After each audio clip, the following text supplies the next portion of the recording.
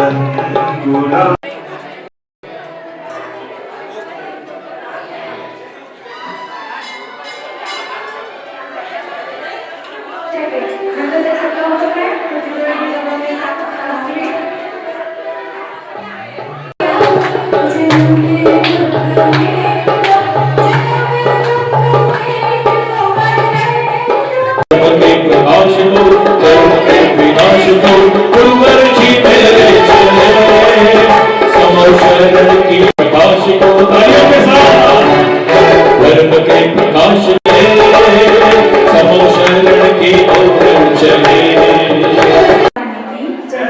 शासनायक श्री महावीर भगवान की जय। परम पूज्य समाधस्थ आचार्य भगवान विराट सागर जी महामुनि राज की। परम पूज्य चरेश्वरमणि आचार्य भगवानेश्वर विशुद्ध सागर जी महामुनि राज की। परम पूज्य उपाध्याय श्री विरंजन सागर जी मुनि राज की जय। समस्त मुनि संघ की जय। नमः शिवाय निर्दोष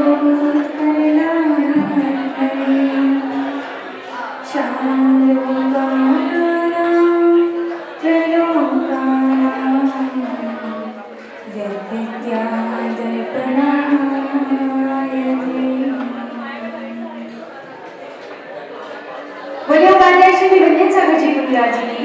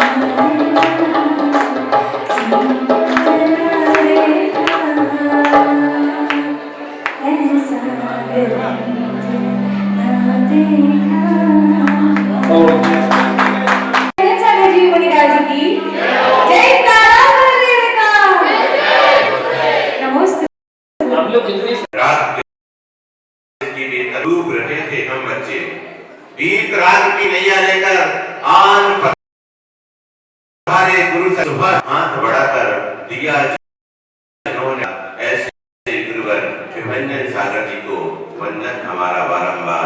ऐसे गुरु सागर जी को वंदन हमारा बारंबार।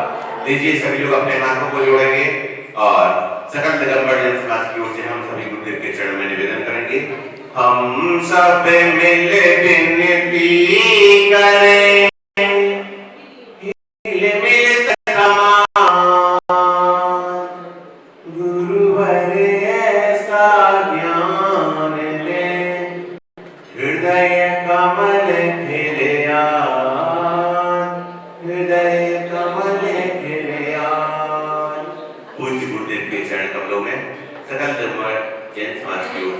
बारंबार नमस्कार करते निवेदन करते हैं। अपनी अमृतमयी वाणी से हम सभी को अनुग्रह करके नमोस्तुते नमोस्तुते नमोस्तुते। ओम नमो हरिहंतारं।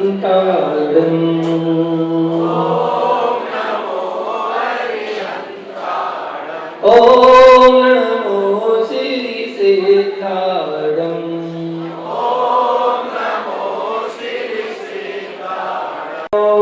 वज्रायणं। ओम नमो लोये सवसाहुणं।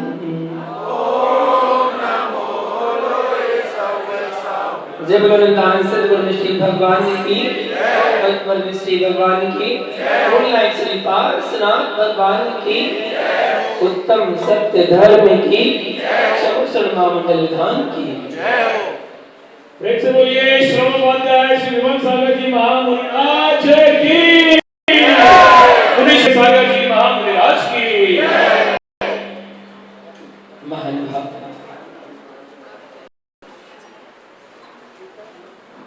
लाली होती है,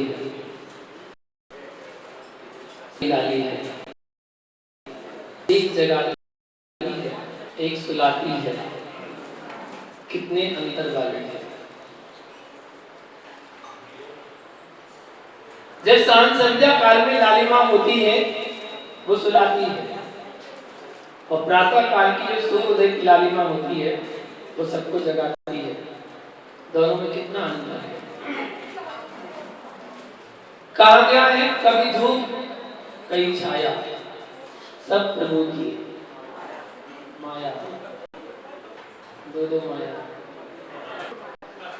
सब प्रभु की माया है। कभी धूप है तो कभी छाया है, प्रकृति की देन है। प्रकृति हमें जीना सिखाती है, एक प्रकृति है जो हमें जीना सिखाती है। प्रकृति की हर वस्तु हमें कुछ ना कुछ सिखाती है। हम प्रकृति को भले कुछ ना दें, लेकिन प्रकृति हमें बहुत कुछ देती है, वह हमें जीवन जीने आती है। चार धर्म हो चुके,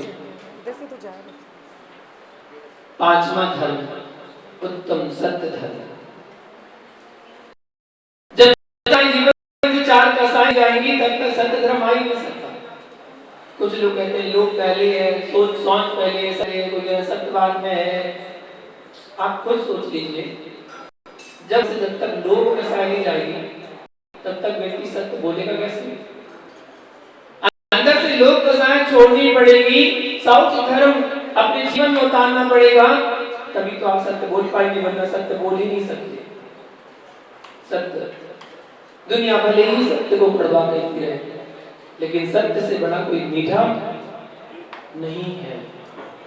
सत्य का संबंध ज्ञान से है, सत्य का संबंध विवेक से है। दुनिया कहती है सत्य बहुत कड़वा है, लेकिन सत्य से मीठा कोई वस्तु ही नहीं है। सत्य को बोलने से जानना जरूरी है। सत्य को बोला नहीं जा सकता, कोई भी व्यक्ति सत्य को बोल नहीं सकता है। पूर्ण सत्य को आज तक कोई नहीं बोल पाया, वो तो केवल ज्ञानी है। सत्य को बोला नहीं जा सकता, सत्य को बताया नहीं जा सकता, सत्य को जीवन में अपनाया जाता है। सत्य बोले बिना काम चल सकता है, लेकिन सत्य जाने बिना काम नहीं चल सकता। बस यही तो विवेक है। सत्य को सत्य जानो तो कम से कम, यदि जीवन में भले अपना नहीं पा रहे हो तो कम से कम सत्य को जानो तो। तीर्थंकर महापुरुष सत्य में प्रवेश करते ही मौन हो गए, बोले नहीं। जब तक वो जीवन में रहे, माता पिता से भी बोले, अपने कुटुंब प्रजा से बोले, सबसे बोले, लेकिन जैसे उन्होंने दीक्षा ली और दीक्षा लेते ही मौन हो गए। सत्य में प्रवेश करते ही मौन हो गए, बोले नहीं। आदिनाथ भगवान 1000 वर्ष तक मौन रहे, महावीर भगवान 12 वर्ष तक मौन रहे, बाहुबली भगवान 1 वर्ष तक मौन रहे। जब उन्होंने दीक्षा ली और दीक्षा लेते ही मौन अवस्था को प्राप्त हो जाते हैं, जब उन्हें केवल ज्ञान की प्राप्ति होती है, तब जाके उनकी दिव्य ध्वनि खिलती है, और वह दिव्य ध्वनि सत्य का उद्घोष करती है। ऐसा ना हो कि मुनि अवस्था में उन्होंने कुछ बोल दिया और केवल ज्ञान होने के बाद कुछ और बोला, तो पूर्वापर दोष हो जाएगा। पूर्व में कुछ बोला, अपर में कुछ बोला, दोष हो जाएगा। इसलिए मौन हो जाते हैं, बोलते नहीं है। सत्य को जान लिया जब केवल ज्ञान को प्राप्त कर लिया, सत्य में प्रवेश किया मुनि दीक्षा लेते ही, और फिर उसके बाद साधना की, केवल ज्ञान प्राप्त किया। सत्य साधन नहीं अपितु साधना है। इसलिए वचन का सत्य ज्ञान के सत्य के सामने बहुत हल्का और छोटा होता है। ज्ञान का सत्य अपार है।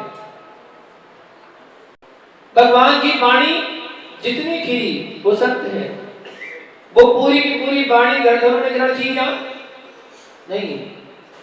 जितनी गंधर्वों ने ग्रहण की क्या वो बता पाए? नहीं। जितनी बता पाए उतनी आचार्यों लिपिबद्ध कर पाए? नहीं। जितना लिपिबद्ध कर पाए वर्तमान के मुनिराज समझ पाए? नहीं। जितना समझ पाए उतना आपको समझा पाए? नहीं। जितना समझा पाए कि आपको समझ में आ गया? नहीं। तो भगवान की वाणी तो अपार है, समुद्र है, और आप तक पहुंचते तो एक आपको मिलती है। कैसा लगता है? कैसा लगता है? बहुत अच्छा। सोचो, कल्पना करो, जब एक बूंद जिनवाणी सुनकर आपको आनंद आ जाता है, बड़ा अच्छा लगता है, तो साक्षात तीर्थंकर के समूह बैठ के जब जिनवाणी सुनोगे तो क्या आनंद, क्या अनुभूति प्राप्त हो। एक बूंद जिनवाणी का अंश सुनते हैं तो लगता है वाह, आज तो बहुत अच्छा को सुनने मिल गया। ज्ञान का सत्य, सत्य का ज्ञान बोलने से नहीं, मौन साधना से होता है। जितनी मौन साधना करेंगे उतनी वाक सिद्धि होगी। सत्य मौन है, इसलिए वह अकेला खड़ा है, और असत्य के पास शब्दों का भंडार है, सत्य है, इसलिए उसके साथ भीड़ खड़ी हुई है। मौन के साथ संघर्ष है, मौन के साथ पीड़ा है, मौन के साथ अपमान है, और मौन के साथ सूली है। लेकिन मौन एक साधना है। आज मौन में आपको कुछ भी हो सकता है, सूली पर भी चढ़ा दिया जा सकता है, अपमान भी हो सकता है, लेकिन वही मौन आपके लिए एक दिन पूर्ण सत्य रूप लेकर सामने आएगा, वो मौन। इसलिए मौन की साधना सबसे बड़ी साधना कही जाती है। शेष सुदर्शन सूली पर चढ़ गए सत्य को पाने के लिए। सीता जी ने अग्नि परीक्षा दे दी, गज कुमार के ऊपर सिकड़ी रख दी गई। सुकुमार मुनिराज के लिए श्याम ने गाते हुए मास 2048 सालों के अंदर बंद कर दिया गया, बेड़ियों में जकड़ दिया गया, मीरा को जहर दे दिया गया, जीसस को सूली पर चढ़ा दिया गया। सत्य को पाने के लिए क्या क्या सहन नहीं करना पड़ा, बस सत्य को पाने के लिए। सत्य पर डिगे नहीं, अडिग रहे। चाहे दुनिया ने कुछ भी बोला, कितना ही उपसर किया, लेकिन अपने मार्ग से कभी डिगे नहीं। कितना ही उनके लिए परेशान किया गया, उपसर किया गया, दुनिया उनकी पक्षधर हो जाती है। दुनिया सत्य को जान ले, सत्य को समझ ले और सत्य के पक्ष में आ जाए तो कहीं दूसरी जगह स्वर्ग जाने की आवश्यकता नहीं है। ये दुनिया ही स्वर्ग बन जाएगी, आपको कहीं जाने की आवश्यकता नहीं है। समझने वाली बात है, हम अपने जीवन को स्वर्ग बनाना चाहते हैं तो कैसे बना सकते हैं। एक बार मैंने गुरु भक्ति में प्रश्न पूछा, मैंने बताओ कितने लोग बैठे हैं, कितने लोग नरक जाना चाहते हैं, कितने लोग नरक जाना चाहते हैं? कोई ने हाथ नहीं उठाया। मैंने कहा बताओ कितने लोग बैठे, कितने लोग स्वर्ग जाना चाहते हैं? सभी ने हाथ उठाया, एक ने नहीं उठाया। मैंने उससे बोला भाई खड़े हो जाओ। हमने कहा जब मैंने नरक के लिए बोला तो किसी ने हाथ नहीं उठाया, समझ में आ गया। जब मैंने स्वर्ग के लिए बोला कि बताओ कौन व्यक्ति स्वर्ग जाना चाहता है, तुमने उसमें भी हाथ नहीं उठाया। क्या स्वर्ग भी जाना चाहते? बोले नहीं मुनिराज, ना मैं नरक जाना चाहता हूं, ना मैं स्वर्ग जाना चाहता हूं। फिर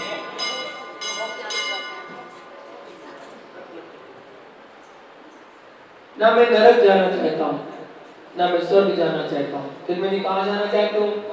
बोले मुनिराज मैं ना नरक जाना चाहता हूं, मैं ना स्वर्ग जाना चाहता हूं, अपितु मैं तो अपने जीवन को, दुनिया को स्वर्ग बनाना चाहता हूं। इसलिए कहीं जाने की आवश्यकता थोड़ी है। दुनिया स्वर्ग तभी बनेगी जब हम अपने जीवन में सत्य धर्म को अपनाएंगे, सत्य धर्म हमारे जीवन में आ गया तो हम अपनी दुनिया को स्वर्ग बना सकते हैं। किसने कहा कि सत्य कड़वा है? लोग कहते हैं सत्य कड़वा है।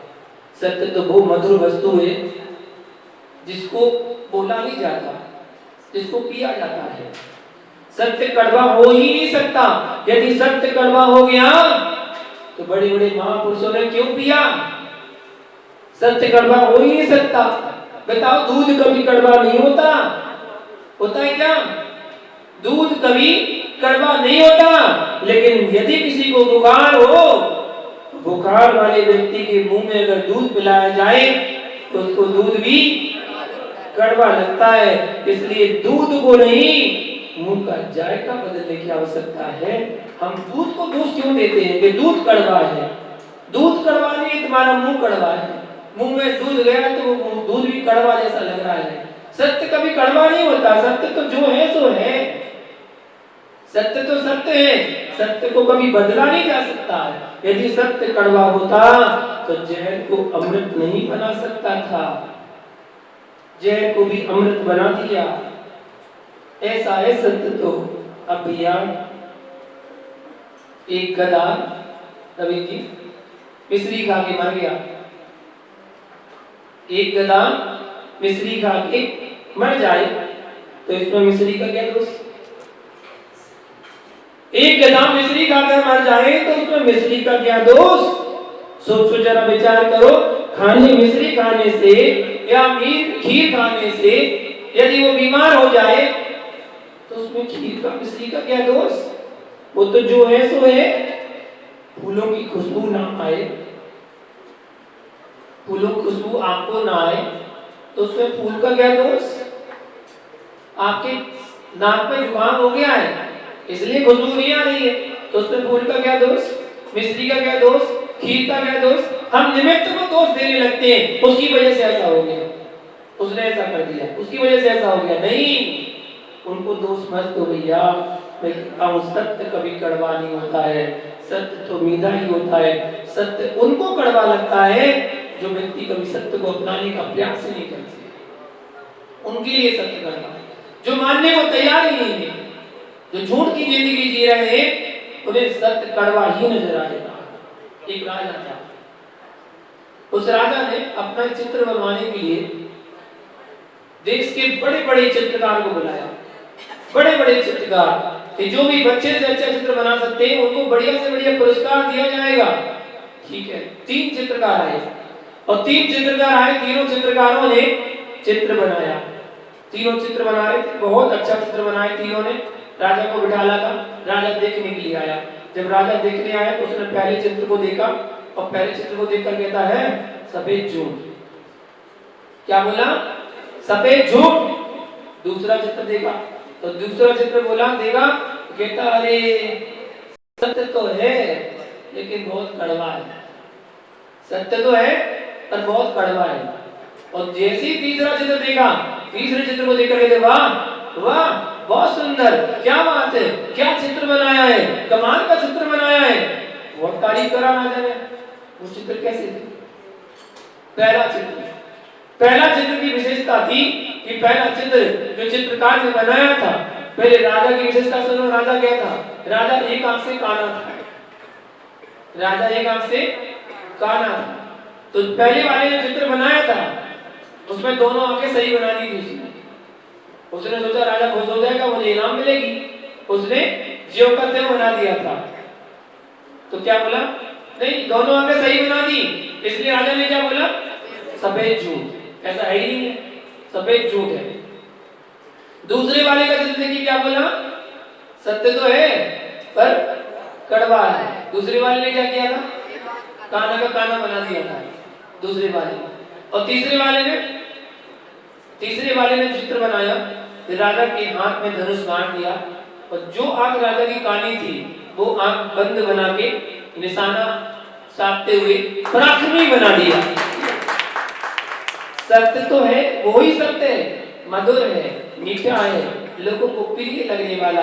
ऐसा सत्य, वो सत्य कहलाता है जो मधुर हो, ऐसा सत्य बोलना, यथार्थ को स्वीकार करने की बात करो। यथार्थ क्या? सत्य को सत्य तो मानो कि सत्य क्या है, भले आप अपने जीवन में उतार पाओ या नहीं उतार पाओ, लेकिन कम से कम सत्य को सत्य तो मानना चाहिए। विवेक और प्रज्ञा के मरते ही सच का दम घुटने लगता है। जब हमारे अंदर से विवेक जाता है, जब हमारे अंदर से प्रज्ञा जाती है, बुद्धि जाती है, ज्ञान जाता है, विवेक जाता है, तो निश्चित सच का दम घुटने लगता है। फिर सच हमारे पास रहता नहीं है, सत्य मन को कड़वा लगता है। ये वही कहते हैं जो सत्य को स्वीकार नहीं कर पाते। सत्य तो बड़ा मीठा होता है, यदि कड़वा होता तो राम ने क्यों पिया, और सत्य यदि कड़वा होता तो महावीर ने क्यों पिया, तो सत्य यदि कड़वा होता तो युधिष्ठिर ने, शेष सुदर्शन ने इसको क्यों धारण किया, इसे क्यों पिया। बड़े बड़े महापुरुषों के दृष्टांत देखने सुनने मिल जाएंगे कि उन्होंने अपने जीवन में सत्य को अपनाकर अपने लक्ष्य को प्राप्त किया। क्योंकि सत्य को पाया नहीं जाता है, सत्य को पिया जाता है, फिर अनुभव किया जाता है, उसकी अनुभूति की जाती है, वह सत्य कहलाता है। यदि मैं आपको कुछ बता रहा हूं, ये आप लोग उसे पूरा सत्य नहीं समझना कि पूरा सत्य है, मैं आपको समझा ही नहीं सकता। मैं तो सत्य बोलने का प्रयास कर रहा हूँ, अभ्यास कर रहा हूँ।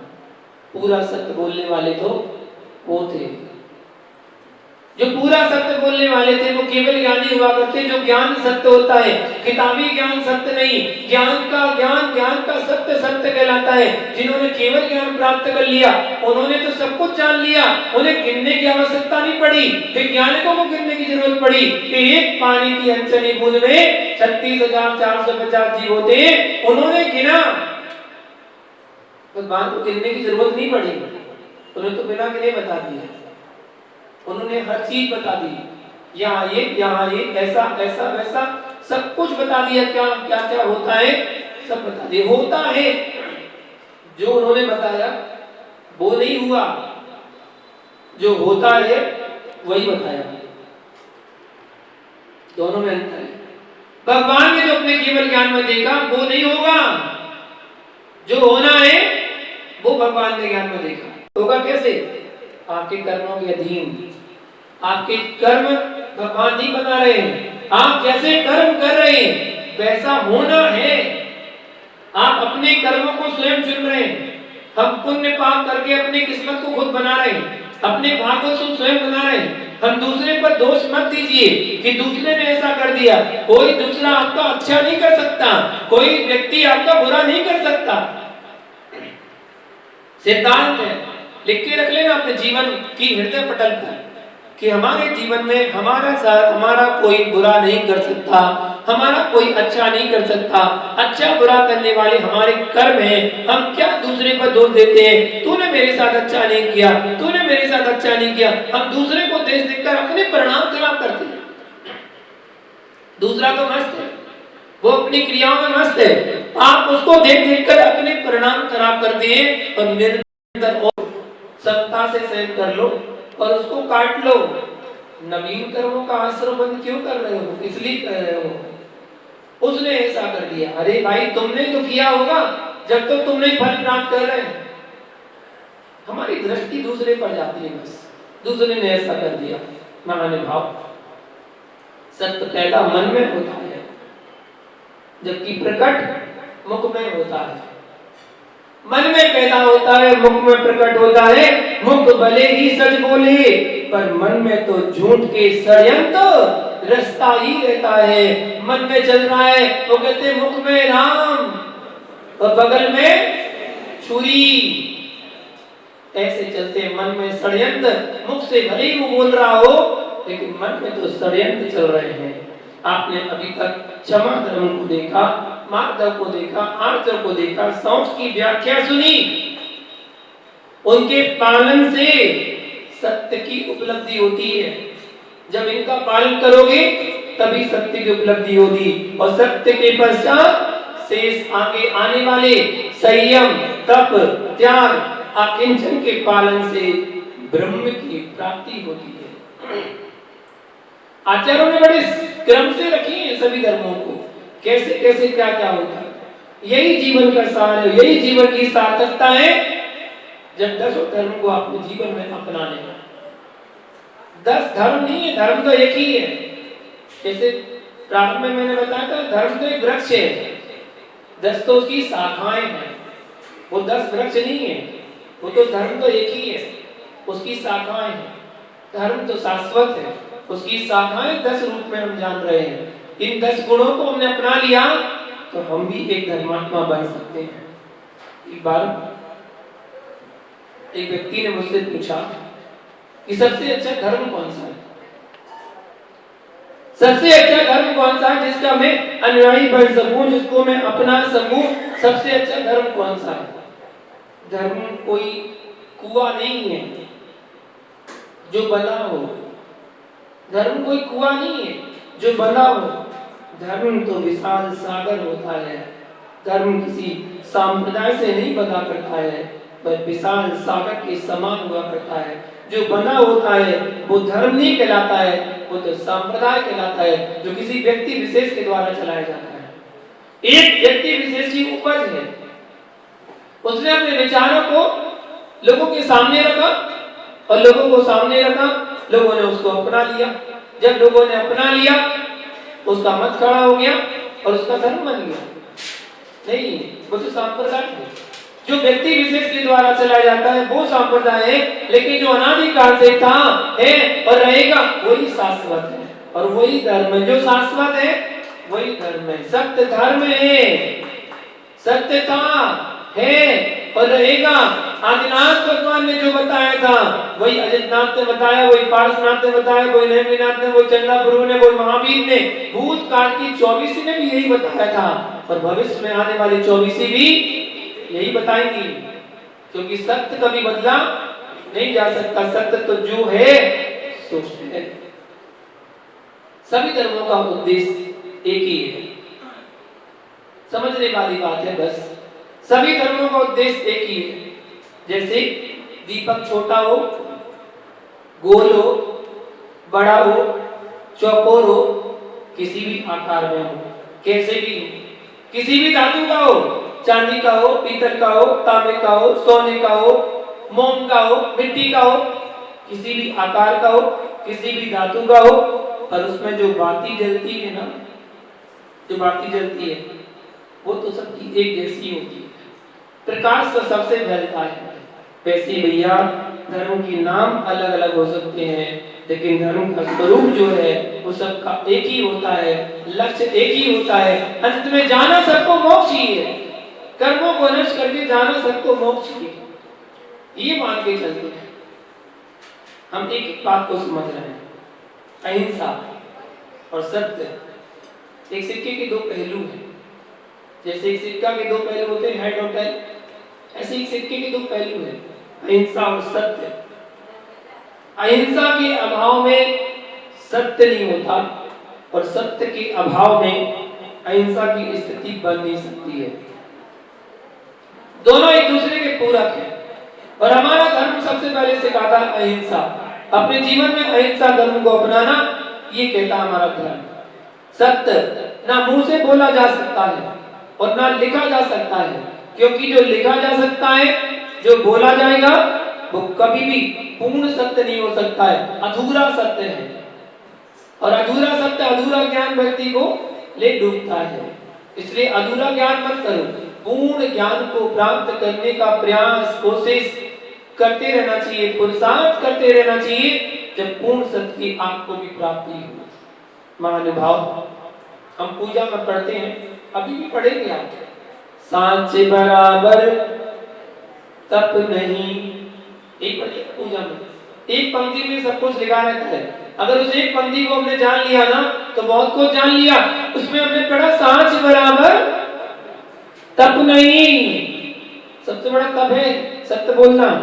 आज हर व्यक्ति सत्य नहीं बोल पाता है, जो देखो बस झूठ की जिंदगी में तो जी रहा है। आज माना अपने केवल कुछ पैसे के लिए, कुछ लाभ के लिए दूसरों का लाखों रुपए का नुकसान कराने के लिए तत्पर हो जाता है।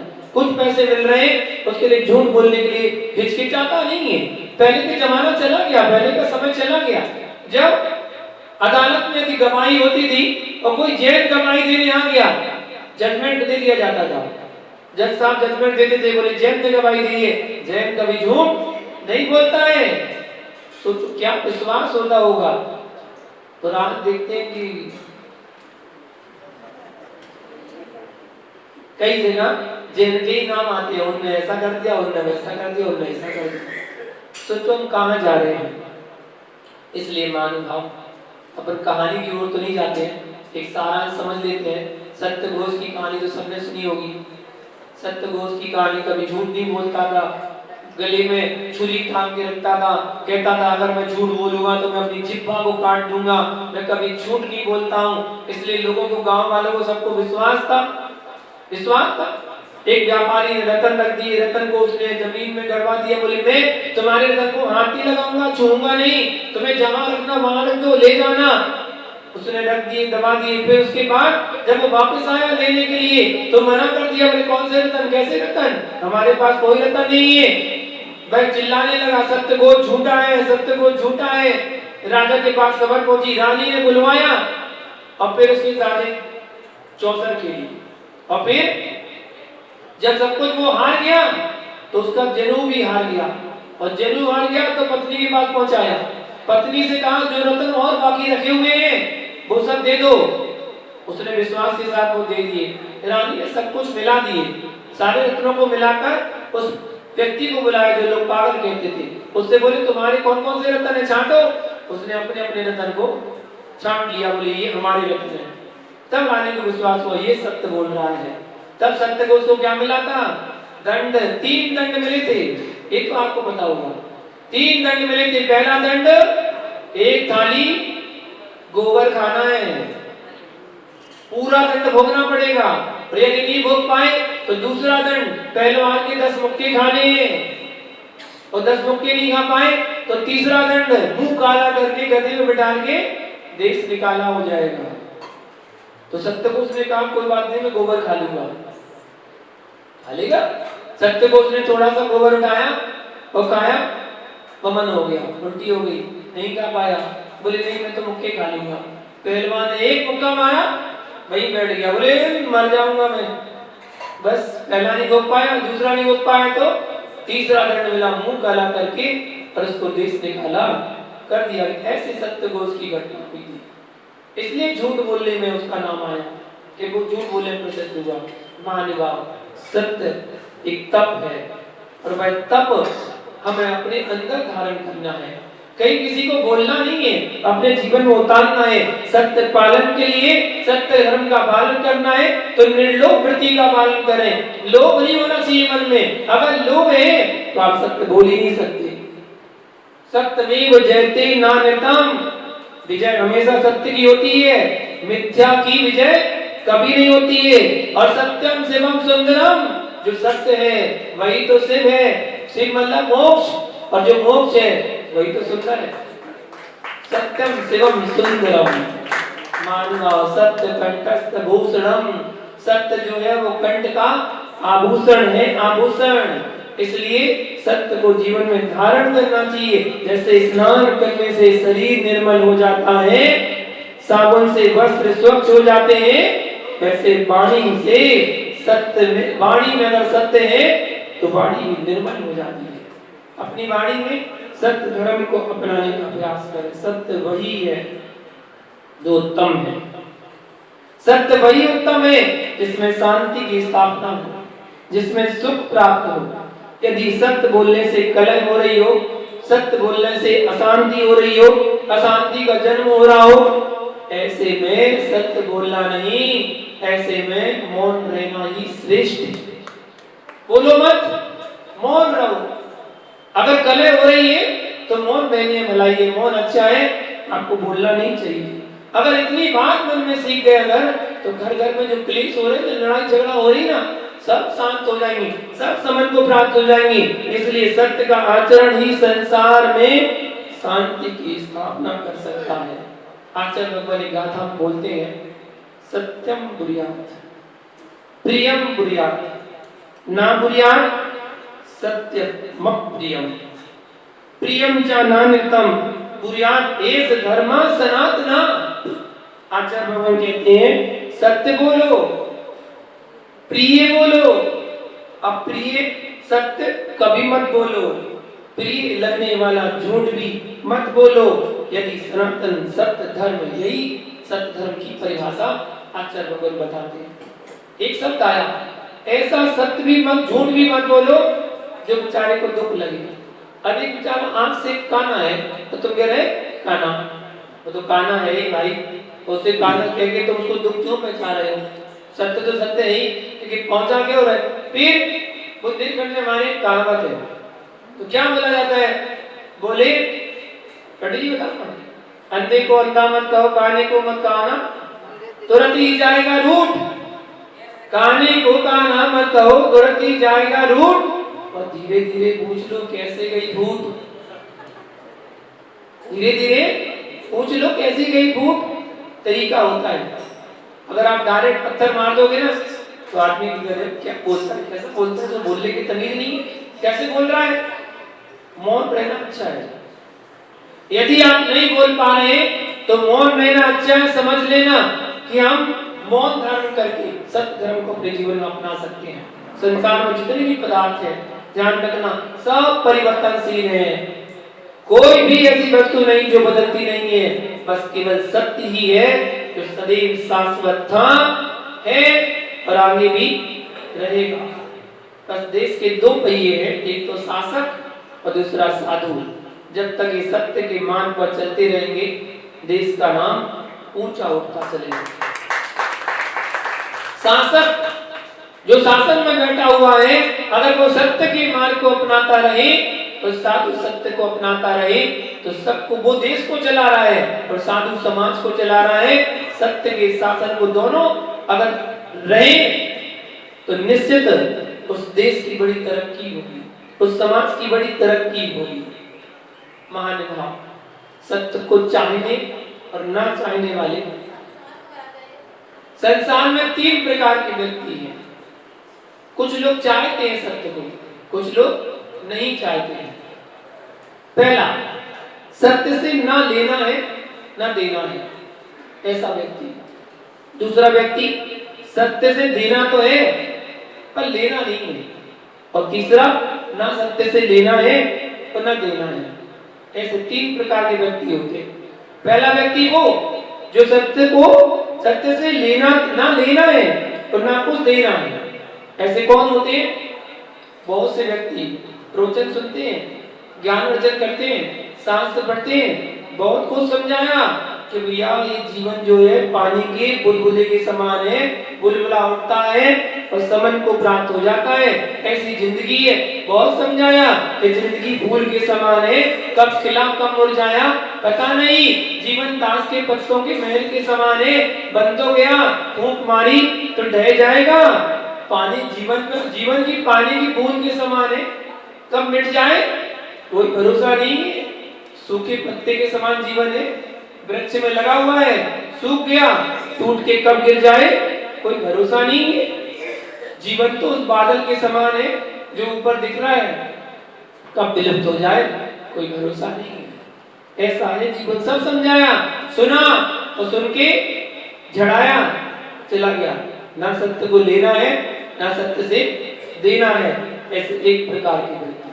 दूसरे कौन? सत्य से देना तो है लेकिन लेना नहीं है। हमारे 10 लक्षण पर्व में बड़े बड़े पंडित बन के आते हैं, संध्या काल में बड़े बड़े लंबे लंबे चौड़े चौड़े उपदेश देते हैं, अच्छे अच्छे उपदेश देंगे, बढ़िया बढ़िया। उन्हें सत्य को देना तो है लेकिन सत्य से कुछ लेना नहीं। अपने पंडित जी अच्छे हैं,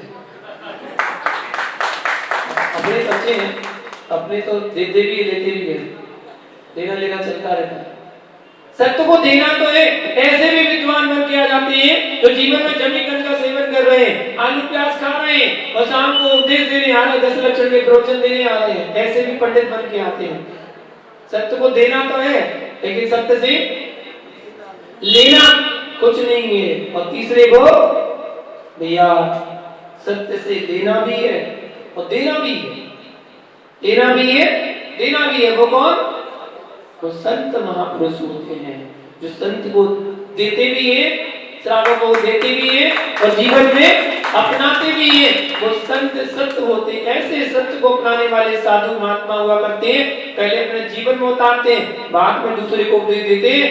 ऐसा करना चाहिए, ऐसा करना चाहिए। जैसे गांधी जी का उदाहरण सुना था, गांधी जी के पास कहा कि बच्चा गुड़ बहुत खाता है, गांधी जी बताइए ना क्या उपाय करें इसके लिए। गांधी जी ने कहा 7 दिन बाद आना, और 7 दिन बाद मां फिर आए बच्चे को लेकर। गांधी जी ने कहा बताओ क्या बात है। बोले आपने 7 दिन बाद बुलाया था। बच्चे को बुलाया, कान में समझाया गुड़ नहीं खाना चाहिए, छोड़ दो। बच्चे ने गुड़ छोड़ दिया। माँ कहती है अरे गांधी जी आपको जब इतनी सी बात समझानी थी तो 7 दिन पहले समझा देते। तो गांधी जी कहते माँ कैसे समझा देता, 7 दिन पहले मैं स्वयं गुड़ खाता था। इन 7 दिनों में मैंने पहले गुड़ का त्याग किया, तब मैंने उस बच्चे को दे दिया, तब उसकी समझ में आया। इसलिए संत साधु वही होते हैं जो पहले जीवन में अपना के बोलते हैं ऐसा सत्य होता है। सत्य की कोई संतान नहीं है, संत अकेला है। संत सत्य जो होता है ना, सत्य बाल ब्रह्मचारी है। सत्य क्या है? बाल ब्रह्मचारी है। और झूठ की अनेकों संतान है, एक दो नहीं अनेकों संतान है। क्यों? झूठ, एक झूठ छिपाओगे दूसरा झूठ बोलना पड़ेगा, दूसरा झूठ छिपाओगे तीसरा बोलना पड़ेगा, तीसरा छिपाओगे चौथा बोलना पड़ेगा, बार बार बोलना पड़ेगा। एक के बाद झूठ पर झूठ बोलते चलोगे। सत्य तो अकेला है, सत्य अकेला है, इसलिए तो बाल ब्रह्मचारी है। उसकी कोई संतान नहीं है, निसंतान है, कोई संतान नहीं, अकेला है, ब्रह्मचारी होता है। भैया सत्य बोलने वाला पिटता है, डरना मत, घबराना मत। सत्य बोलने वाला पिटता है, सत्य बोलने वाला पिटता है, मिटता है, लेकिन अपना नाम अमर कर जाता है। कैसे? मिट्टी जब पिटती है तो गागर बन जाती है, पर बूंद जब मिटती है तो सागर बन जाती है। इसलिए पिटना मिटना बुरी बात नहीं है, पिटना मिटना बुरी बात नहीं है। सत्य बोलने वाला, सत्य अपनाने वाला, सत्य को जीवन उतारने वाला पिटता है मिटता है, लेकिन अपने जीवन में अपना नाम अमर करके जाता है। जैसे सत्यवादी कौन? देखो नाम अमर करके चले गए, वो तो चले गए, लेकिन आज भी सत्यवादी हरिश्चंद्र का नाम उदाहरण दिया जाता है। इसलिए कहा जाता है भैया अच्छा बोलो, मीठा बोलो, मधुर बोलो, कम बोलो, अच्छा बोलो, क्योंकि गोली का घाव तो मिट सकता है पर गोली का घाव मिटता नहीं है, वो यहाँ लगता है, गोली का घाव मिट जाता है। छूकर निकल गई, चोट लग गई, गोली निकल जाएगी, ठीक हो जाओगे, लेकिन गोली का घाव जो है वो मिटता नहीं है। इसलिए जो भी अपने पास आए उनसे मधुरता से बोलो, अच्छा बोलो, प्रेम से बोलो, स्नेह से बोलो, वो आपको याद रखेगा, वो आपको बार बार हमेशा के लिए याद रखेगा। अरे भैया वहां गए थे, वहां तो इतना सम्मान मिलता है, इतना सम्मान, इतने अच्छे से बोलते हैं कि पूछो मत, बता नहीं सकते हम, इतनी तारीफ आपकी करें। अपने मधुर शब्दों से व्यक्ति को अपना बना लो, बस यही कहते हैं। अपने जीवन में सत्य धर्म को अपनाएं, झूठ से बोलने के, झूठ से बचने के लिए अपने जीवन में कुछ टिप्स को अपनाएं। क्या टिप्स? सबसे बड़ी बात बताएं कि जहां आवश्यकता हो वहां बोलो, और जहां आवश्यकता नहीं हो वहां मौन रहना ही सबसे बढ़िया है। उदाहरण हमने आपको बताया कि कुत्ता बिल्ली का, बिल्ली ज्यादा बोलती है तो पिट जाती है, तो कुत्ता बोलता नहीं है तो पिट जाता है। चोर घुस रहे थे सेठ जी के यहाँ, तो कुत्ता बोला नहीं तो पिट गया बेचारा। और बिल्ली जब देखो कहती थी मैं आओ मैं आओ, तो इसलिए वो पिट गई। ज्यादा बोलने वाला भी पिटता है, और आवश्यकता पड़ने पर नहीं बोलने वाला भी पिटता है। इसलिए जब आवश्यकता हो तब बोलो, और आवश्यकता नहीं हो तो मौन रहना चाहिए। आपके जीवन में भी सत्य धर्म जरूर आएगा। सत्य धर्म को अपनाएं, अपने जीवन को सरल सत्य अच्छा बनाएं। जय बोलो कृष्णाथ भगवान की। ओम निमुत्तम सत्य धर्मंगाय नमः, ओम निमुत्तम सत्य धर्मंगाय नमः, ओम निमुत्तम सत्य धर्मंगाय नमः। ओम जय बोलो उत्तम सत्य धर्म की। कालो सोवाणी मस्तक नमो सदा देखो हे जिनवाणी भारती को जपो दिन में जो तेरी शरणा दे सो पावे सुख चैन देव जो हरियंत को गुरु सेवा निर्ग्रह दया धर्म पालो सदा यही मोक्ष का फल धर्म कर संसार सुधर्म कर निर्वाण धर्म कर साधे बिना धरते समान नवन करें